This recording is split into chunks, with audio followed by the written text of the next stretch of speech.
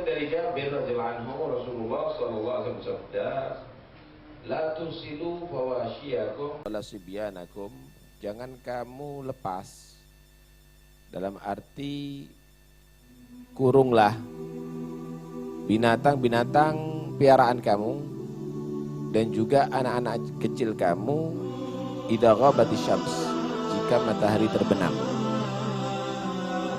hatta tadhhaba fahmatul isya, sehingga sudah berlalu waktu menjelang isya. Fa inna syayatina tamba'its idza ghabatis syams hatta tadhhaba fahmatul isya, karena sesungguhnya para setan itu mereka bersemangat bergerak jika terbenamnya matahari sampai berlalunya waktu isya.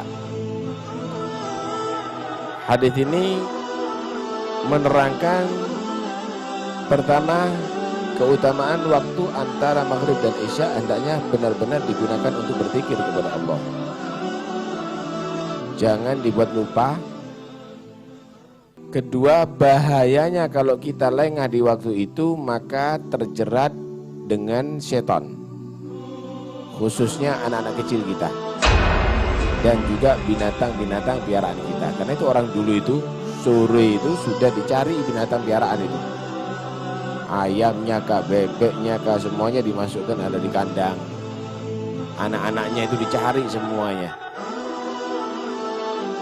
Dikatakan Rasulullah Sallallahu Alaihi Wasallam memerintahkan setiap wali, pemimpin keluarga, hendaknya memperhatikan anak-anak kecilnya, jangan sampai menjadi korban daripada syaitan atau jin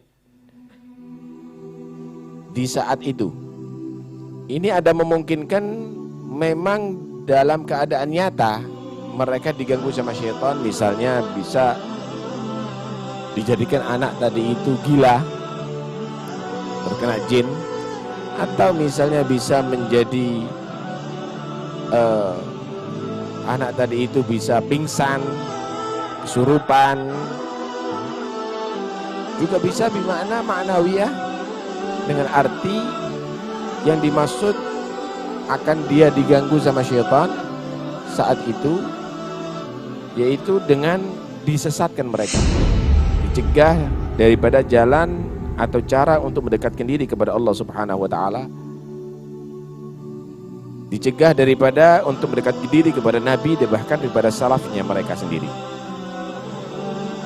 Nabi tidaklah melarang sesuatu untuk sia-sia, tapi karena Nabi mengetahui akan bahayanya saat itu jika anak kita keluyuran, tidak diajak untuk berzikir, tidak diajak untuk membaca Al-Quran, maka anak kita akan menjadi korban daripada syaitan nantinya.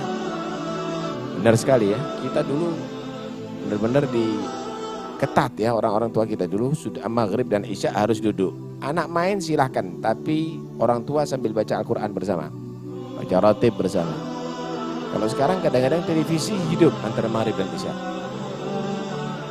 dalam keadaan lupa kepada Allah SWT. Yang dimaksud keluar di sini bukan keluar rumah aja, tapi yang dimaksud keluar di sini dalam keadaan kamu lupa kepada Allah. Ajak mereka berzikir kepada Allah Subhanahu wa taala. Maka insya Allah anak akan nurut. Karena di saat itu jika kita ajak anak kita itu berzikir, mendekatkan diri kepada Allah, insya Allah akan terjaga daripada syaitan.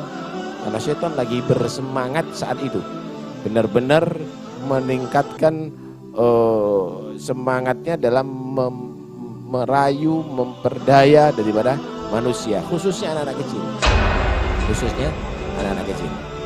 Karena itu bisa nanti sawanan anak kecilnya, nanti bisa anak kecil tadi itu cerewet nantinya, atau ada penyakit-penyakit gampang kesurupan atau yang lainnya. Itu karena kekurangan daripada orang tua antara maghrib dan isya, anak tadi itu tidak di dalam rumah dan tidak diajak dalam majelis berzikir kepada Allah Subhanahu wa taala. Subhanallah ya. Jadi orang tua dulu itu ada dasarnya dalam menjaga antara maghrib dan isya berzikir tadi itu. Selain itu maghrib dan isya ini adalah waktu yang sangat penting untuk berzikir kepada Allah Subhanahu wa taala. Sampai ketika ditanya, kalau nggak salah Abdullah bin Abbas atau Abdullah bin Umar, ketika ditanya ada seseorang kalau dia puasa sunnah, dia tidak mungkin akan bisa menghidupkan waktu maghrib sampai isya untuk zikir kepada Allah Subhanahu wa taala karena sibuk dengan buka puasa, atau dia meninggalkan puasa sunnah tapi dia bisa menghidupkan antara maghrib dan isya dengan berzikir kepada Allah Subhanahu wa taala. Mana yang lebih diutamakan? Kata bin Abbas, ya dua-duanya, puasa sunnah sambil berzikir antara maghrib dan isya, ihya ma bainal isyain. Kata dia nggak bisa, pilihannya salah satu, kata dia. Tinggalkan puasa sunnahnya. Yang penting maghrib dan isya hidupkan dengan berzikir kepada Allah Subhanahu wa taala. Lihat bagaimana keutamaan waktu itu sangat penting sekali. Hadis yang lain, Rasulullah sallallahu alaihi wasallam bersabda, wa qala radhiyallahu anhu inda qiraati hadzal hadits an Salab bin al-Aqwa anna rajulan akala bi shimalihi فقال له النبي صلى الله عليه وسلم كل بيمينك فقال لا أستطيع فقال له النبي صلى الله عليه وسلم لا استطعت فما رفع يده من حينئذ وما منعه من رفعها إلا الكبر ومن استهزأ بكلام النبي صلى الله عليه وسلم أو أعرض عنه تكبرا خيف عليه الغضب مثل من أساء الأدب.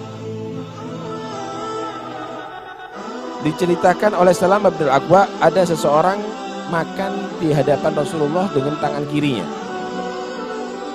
Maka Nabi menegur, kul biyaminik, makan dengan tangan kanan. Maka orang ini berkata, la astati, aku nggak bisa ya Rasul, udah kebiasaan kidal saya ini dengan tangan kiri terus. Faqala Nabi sallallahu alaihi wasallam, kalau begitu kamu tidak bisa untuk makan dengan tangan kanan seterusnya. Maka saat itu langsung tangan kanannya kaku dan tidak bisa diangkat ke mulutnya. Ini adalah satu bukti orang kalau sombong dalam melakukan perintah agama padahal dia mampu, sengaja dia tadi itu dengan kesombongannya melanggar perintah agama, ajaran Nabi Sallallahu Alaihi Wasallam, maka dia tadi itu berhak untuk mendapatkan murka Allah.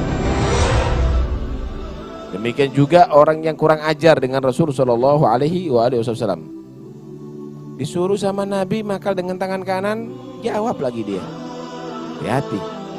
Karena itu kalau ada urusan dengan syariah jangan banyak komentar. Masa iya? Apa mungkin ini ajaran agama? Ajak diri kamu patuh, nurut dengan ajaran agama. Ini bukan keputusan DPR. Ini bukan dipertimbangkan dengan MA atau MK. Tapi ini adalah aturan yang dibuat oleh Rabbul Alamin. Ini ajaran yang dibawa oleh Nabi Muhammad SAW. Nggak perlu dipertimbangkan lagi, nggak perlu dimusyawarahkan lagi, karena ini bukan undang-undang daripada yang dibuat oleh manusia, tapi ini adalah undang-undang Rabbul Alamin yang harus diterima. Siapa yang ragu maka berarti sudah hilang imannya. Karena itu jangan main-main, kalau enggak akan kualat. Jelas itu kalau kualat fisiknya. Nah kalau kualat nantinya hatinya, kualat akalnya, kualat sampai ke imannya, nantinya bisa su'ul khatimah, na'udzubillah min dzalik. Karena itu urusan agama dahulukan taslim, dahulukan al-inqiyad, dahulukan patuh, enggak usah banyak komentar. Fala wa rabbika la yu'minun, fala wa rabbika la yu'minuna hatta yuhaqqimuka fi ma shajara bainahum thumma la yajidu fi anfusihim harajan mimma qadaita yusallimu taslima.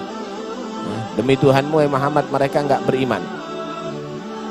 Mereka tidak beriman sehingga menjadikan kamu itu pemutus hukum, yang memutuskan hukum dalam segala urusan pertikaian di antara mereka. Kalau sudah diputus hukum oleh Nabi, tidak ada sedikit pun ketidaksetujuan dalam hati. Pasrah penuh, setuju penuh, ridha dengan hukum yang dibuat oleh Nabi SAW, dan mereka pasrah dengan sepasrah-pasrahnya. Itu orang beriman. Kalau masih janggal dalam hatinya, tetap saya nggak setuju. Loh, berarti imannya jadi taruhan. Alhamdulillah. Dan mudah-mudahan kita menjadi orang yang patuh dengan ajaran Rasul Sallallahu Alaihi Wasallam. Pernah juga ketika ada satu hadis Nabi memerintahkan siapa orang bangun waktu malam maka dia hendaknya mencuci tangannya, jangan memasukkan tangannya. Man istayqadha min manamihi, siapa orang yang bangun di malam hari kemudian jangan memasukkan tangannya ada di air sehingga dia mencuci kedua tangannya terlebih dahulu. Fa innahu la yadri aina batat yaduh, karena dia nggak tahu di mana tangannya malam hari itu ada. Ya orang menyatakan, masa nggak tahu, anak tahu di mana tanganku waktu tidur. Ngejek sama Rasulullah. Bangun dari tidur tangannya masuk ke duburnya dan tidak bisa dicopot sampai meninggal dunia. Nah, jangan main-main ya. Ini bukan ajaran yang dibuat atau direkayasa oleh manusia, tapi ini adalah ajaran dibawa Rasulullah yang semuanya dari Allah Rabbul Alamin. Mudah-mudahan kita menjadi orang selamat. Amin ya rabbal alamin.